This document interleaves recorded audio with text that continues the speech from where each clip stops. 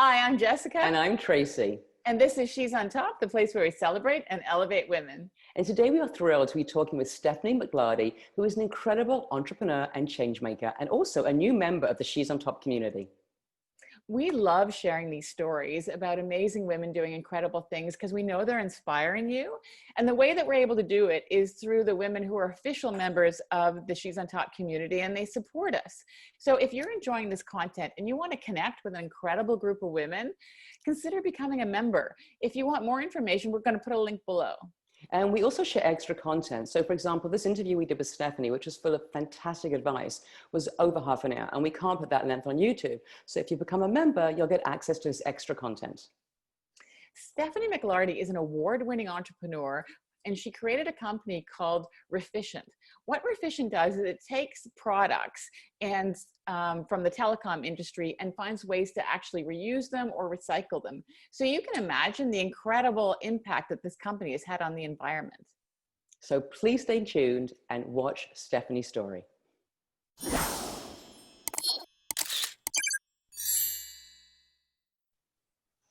So hi, Stephanie. So nice to meet you. Hi, Stephanie. Nice to meet you too. We wanted to start off, first of all, by saying congratulations on REfficient.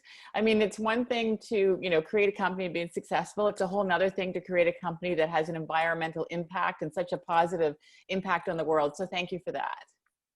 Oh, thanks. Yeah, it's been a passion project over the last 10 years, and it's really neat to see it grow and evolve and shift. And so, and it's great to have an impact. So yeah, it really is. And talking of impact, you've actually started a second company, which we're thrilled about. It sort of aligns all our values, and it's called Wealth of the Family. And it's about helping mums get back into the workforce. So can you just tell us a little bit about that? yeah, so when I had my daughter almost 3 years ago, I was an entrepreneur already at that point. I didn't have a mat leave. And so I just figured out how to balance having her, having my business. I did more of an integrated approach, and frankly, I loved it. And I had so many friends who had traditional jobs, and once they had a family, they dreaded going back to their old jobs because life had changed. They wanted more flexibility. So I started mentoring them in terms of starting their own business and finding something that they loved to do. And I saw over time just how many moms struggle with that. How you want to stay home with your kids, but you want to earn money and you want to feel good about yourself. So how do you create your own business? And that has actually formulated into Wealth of Family, which is a community and a course for moms to start their own business and to do something that they love and they're good at. It's so great because we were reading about it, and one of the things that you talked about is finding out, what someone will pay for you. And can you expand on that? Because I think one of the things that we all struggle with is asking for what we're worth or knowing what we're worth. So how do you figure that out? Where do you start with women with that? So what I teach women is to look at three things: to look at their passions, to look at their strengths, and then to look at these economic opportunities, what someone will pay you for. And it's really the convergence of all three things that are usually the best business ideas. So they're formed around things that we're naturally great at, that we love to do so they don't feel like work. But you also have to figure out what someone will pay you for. And in this day and age with the pandemic, it's that much harder because things have changed and markets have changed. Our lives have fundamentally altered in the last several months. So one of the best questions is to go out and talk to potential target customers and start asking them, would you be interested in this? How much is this worth to you? And you can also look at what some of the other competitive alternatives are to you, how much they charge, and really put it together. And then what I also encourage women to do too is, in a sense, to test out the pricing. Do a launch with one set of pricing. And in a lot of cases, you can adjust the pricing later once you figure out, what it is that, sometimes we have a little pivot in there to figure out the exact orientation of our business, but ultimately you can adjust things later, usually. So to not get too hung up on it either.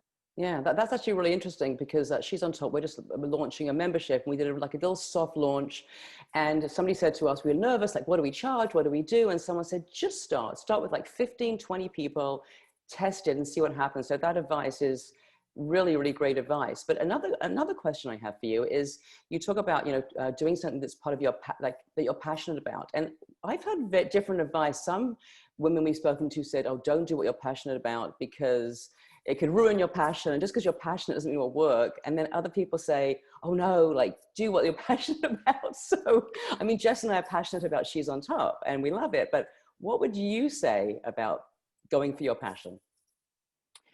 So I would say that if you don't love what you do, if there isn't an overriding purpose to your business, it's easy to give up. And I think back to my early days of REfficient and some of our hard times. And when I wanted to give up, I didn't. And that's because this business was all about helping to divert waste from landfill. Like, I just felt so strongly that we needed better solutions for telecom companies to help them to manage all this equipment that was sitting out there that they didn't need. And so that overarching passion for sustainability helped me to get through the roller coaster of being an entrepreneur. It's such a brilliant point, because the more women we interview, the more that what we try and get across with our platforms. Yes, you can do these amazing things, and we like to get across, it isn't an overnight success the way that it looks on social. That, like, just roller coaster is a perfect analogy. It can take years. It has ups and downs. It's scary. It's uncomfortable.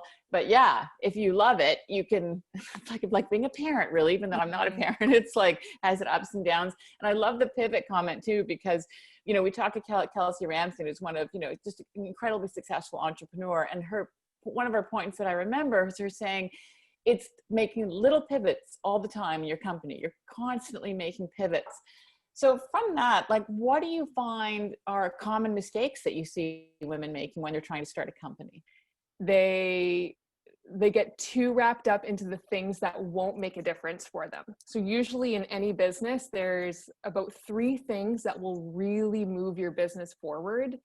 And especially when we don't have much time, and let's face it, a lot of moms don't, we do the wrong things that will make an impact. So going back to figuring out what are those top 3 things that will move your business forward, and being very focused on getting those 3 things done. So planning out your time so you know that you're hitting those main things that will move your business forward. That's another common mistake I see moms make. What has been your biggest struggle? I mean, either with REfficient or with Wealth of Family, like what would you say is your biggest struggle? Sales and marketing, like getting it off the ground, getting the word out, right? Yeah. And when I reflect back on the early days of REfficient, and what did we do well then? Because we actually grew the company to $1 million in sales by year 3. Wow. We figured out exactly who is our target customer, down to the level of they're males, generally aged 40 to 55. They generally live not in urban centers, but in like smaller communities. They drive trucks. In fact, a lot of them drive Ford F-150 trucks. Good to know. Yeah. And we got this crazy level of detail about who our target customer was. And then we came up with a sales plan that we hit that customer in multiple ways, email, phone call, direct mail. We did seed paper postcards to these customers, which reflected our zero waste branding, and with a clever saying of grow your savings, and like you could plant the card and grow wildflowers. And at the time we thought, we're not really sure our target customer really would care that much, but they were so effective because they were different and unique, and we stood out from anybody else. And I think they may have given those cards to their staff or maybe their wife or something, but it was really effective, and we grew very quickly because we were so focused. And that the stats show you still need to hit your target customer about 7 times for them to have that trust and that knowledge to buy from you. So it's those kinds of things, getting your business off the ground, and figuring that out is always a challenge for businesses, but it's also an opportunity to be creative too. And we saw the result of that. I just wanted to have a quick question that we always ask women. What is your idea of success? And has it changed from when you started? Did you have an idea when you started REfficient, like, I'm like, this will mean that I'm successful? And has that vision changed now that where you're at now?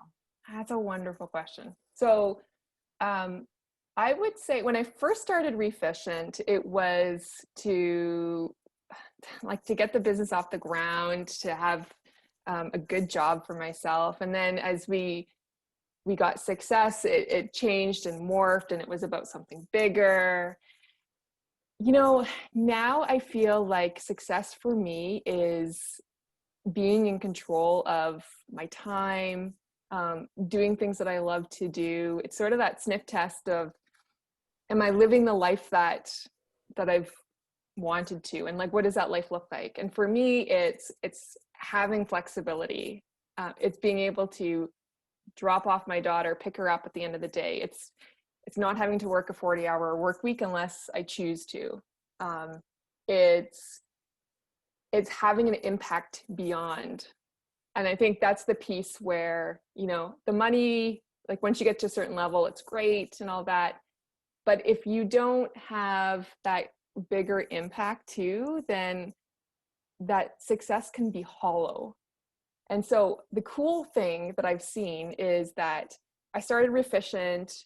We're certified B Corp, which means we're for profit and we're for good. What we do is help divert usable product away from landfill. I mean, it was baked right in to have this social purpose. The really cool thing with Wealth of Family is encouraging women to start their own business. I mean, that's awesome in itself, but by encouraging them to focus on their values, what they're good at, their passions, they have naturally created businesses that are good for the environment, that are good for the community. They too have these purposes baked right in. And I feel so strongly, especially now that I'm a mom, that we need companies that are doing good things in the world. The world needs solutions to our pressing problems, and there are so many of them. And so it's really been a joy for me to watch these companies, these ideas of companies just take seed that can have an impact, not only on the families, but wider than that. So I think having that sense of a bigger impact is really important too, and how I define success. That's fantastic. Now, if somebody wants to sign up for one of your courses, what is the process? Do they have to apply? Is there a website? How do they go about signing up? And can you just say also a little bit about the course, what it involves? Yeah, so the course, I've just renamed it. It's called the Relaunch. So life has changed, so have you. So it's time to start a business that you love. And the course goes over how to come up with an idea for a business, the foundation, how to test out that idea to make sure that someone will actually pay for it and buy it. And then the foundation of starting a business. So, setting it up, and then sales and marketing. So the goal by the end of the course, and it should take you about 3 months. You have access to all of the course content, but let's be real, we only have a certain amount of time each week. But it should take you about 3 months. And by the end of those 3 months, you should have your business set up. Hopefully you have some initial customers as well. And then you have a plan for what's next. And if anyone is interested, the first thing to do is go to my website, Wealth of Family, and sign up for the resource library. So there's checklists, there's trainings, there's workbooks in there, so you can get all that material right away. And then you'll get announcements about the course as well. That sounds fantastic. Well, we'll put all the links below in the YouTube description and on all the social media posts too. Awesome. Thank you. Thank you. Thank you so much.